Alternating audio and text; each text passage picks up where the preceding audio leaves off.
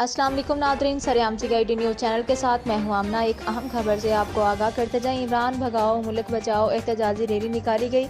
शेखुपुरा में मुस्लिम लीग नून के MNA मियां जावेद लतीफ़ की क़यादत में महंगाई के खिलाफ एक बहुत बड़ी रैली निकाली, जिसमें मुख्तलिफ इलाकों से आए हुए लोगों की एक बहुत बड़ी तादाद ने शिरकत की।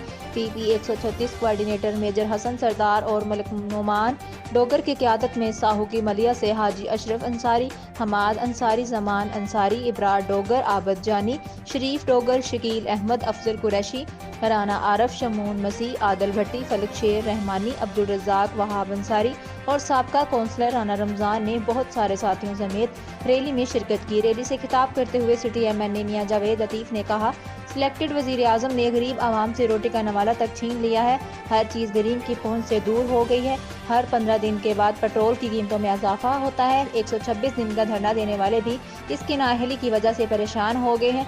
मनी बजट से आज इसके वजीर मशीर सब ठीक होने के दावे करते हैं, मगर लोगों के घरों के चूल्हे ठंडे हो गए हैं।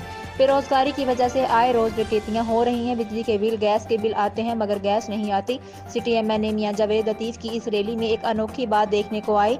गधों पर वजीरों की वजारतों के नाम लिखकर एक मुस्लिम लीगी टोले ने शिरकत की और वो गधे लोगों की तवज्जो का मरकज बने रहे।